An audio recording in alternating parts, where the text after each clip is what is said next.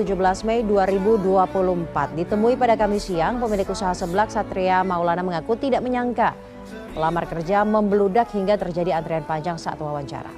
220 pelamar datang dari berbagai kota mulai Ciamis, Tasikmalaya hingga Jakarta. Mereka dipilih untuk mengisi 20 slot karyawan baru. Mayoritas pelamar merupakan lulusan sekolah menengah atas dan sekolah menengah kejuruan.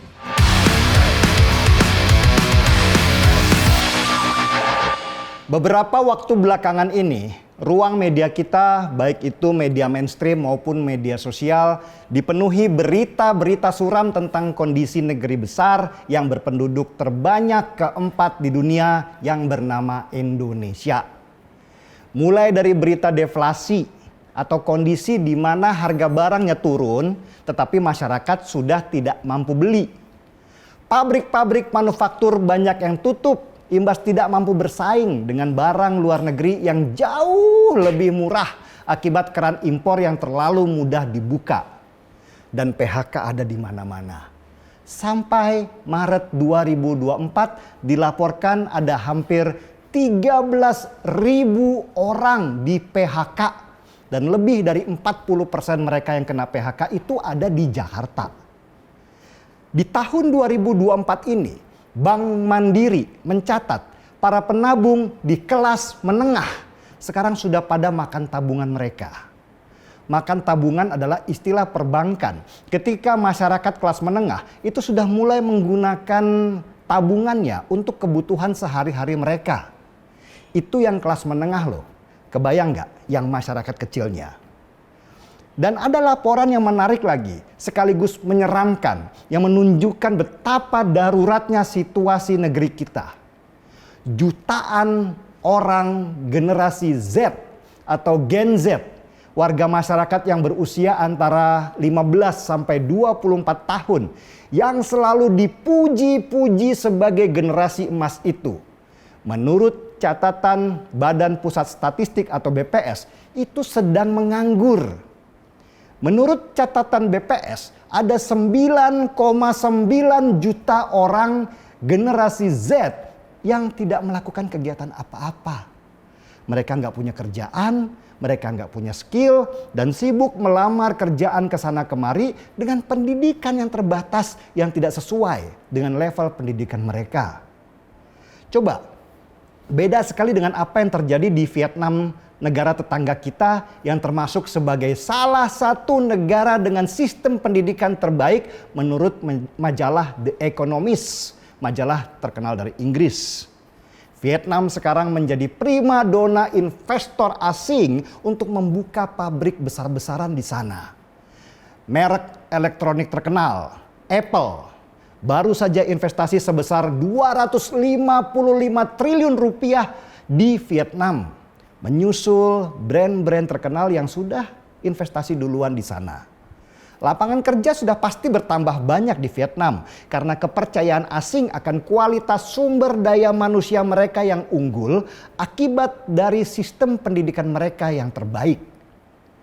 Antrian para pencari kerja di Indonesia itu terjadi di mana-mana. Di Cikarang misalnya, pabrik sepatu diserbu ratusan para pencari kerja.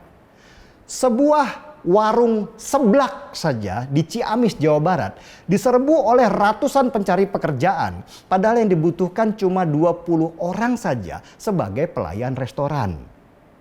Kejahatan ekonomi di negeri kita terjadi di mana-mana, mulai begal sampai perampokan. Generasi-generasi tumpul otak yang masih SMP sibuk tawuran bersama geng motor mereka sambil mengacungkan celurit panjang dan dengan bangganya menyebarkan video mereka di media sosial. Generasi yang entah belajar atau enggak di sekolah. Ditanya ibu kota Jawa Timur, jawabannya malah Yogyakarta. Jujur saya takut dengan masa depan bangsa ini.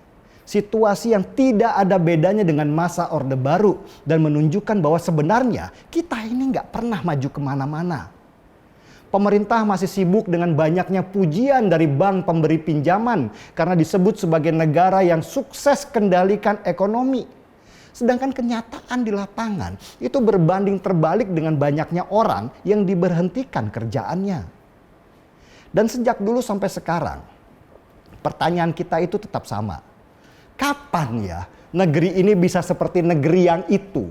Sambil menunjuk beberapa negara tetangga yang sudah bangkit ekonominya, bahkan di antara mereka sudah memamerkan kecanggihan teknologi di negara mereka. Sedangkan kita masih sibuk dengan joget-joget TikTok sampai makan gratis. Dan di saat yang sama gaji guru honorer di Sukabumi hanya Rp10.000 per jam. Atau Rp120.000 per bulan. Sehingga si gurunya terpaksa jadi pemulung untuk menyambung hidupnya supaya dia tidak mati kelaparan. Berganti-ganti pimpinan, berganti-ganti kebijakan, tetap tidak ada perubahan. Pemimpin yang tadinya jadi harapan ternyata lebih senang memikirkan pujian-pujian daripada kritikan dan masukan. Demokrasi di negara kita dipermainkan sehingga banyak orang berkualitas rendah menjadi kepala daerah. Gak ada tuh yang mikirin rakyat. Para pejabat lebih sering berpikir bagaimana nanti pensiun dengan tabungan yang banyak. Negara ini tidak punya gambar besar dan haluan bagaimana mencapai tujuan sebagai negara dengan ekonomi terbesar se-Asia Tenggara dalam waktu 50 tahun ke depan. Semua model coba-coba, trial and error. Rakyat disuapi dengan uang 50 ribuan dan bantuan sosial supaya lebih memilih calon kepala daerah yang kaya, bukan yang benar-benar memikirkan mereka. Suram kan? Entah dari mana harus memulainya. Saya jadi bertanya-tanya, apakah sistem demokrasi seperti kita ini benar-benar gagal? Apakah kita butuh sistem pemerintahan lain yang membuat masyarakat akhirnya berada di satu tujuan seperti di banyak negara otoriter di Asia Tenggara? Dan presiden baru sudah terpilih. Lagi-lagi kita menggantungkan harapan meski tanpa berharap karena sudah lelahnya kita berharap pada pimpinan yang pergi dan datang. Sebentar lagi pilkada kawan. Saran saya untuk teman-teman. Jangan pernah berharap mendapatkan pemimpin yang benar kalau kalian masih menjual suara demi bansos dan uang. Kalian itu punya senjata untuk melawan, senjata untuk merubah keadaan. Mulailah dari memilih calon pemimpin yang benar, bukan pemimpin yang kebanyakan pakai lipstik yang tebal. Dan apatis sudah bukan lagi pilihan. Carilah pemimpin yang memikirkan bagaimana mereka bekerja untuk rakyatnya. Dari kepala daerah yang kita pilih, kita berharap kelak dia akan menjadi pemimpin nasional dan menyebarkan ilmunya ke masyarakat yang lebih luas. Mungkin butuh 20 tahun lagi supaya kita bisa sama dengan Thailand. Mungkin butuh 50 tahun lagi supaya kita bisa sama dengan Vietnam. Atau mungkin butuh 100 tahun supaya bisa setara dengan Singapura. Tapi kalau kita tidak segera memulai, lalu kapan?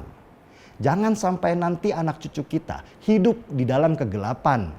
Kitalah orang tua yang berdosa karena meninggalkan warisan yang suram. Tetap semangat, sehitam apapun situasinya sekarang. Saya angkat secangkir kopi untuk saya dan kalian.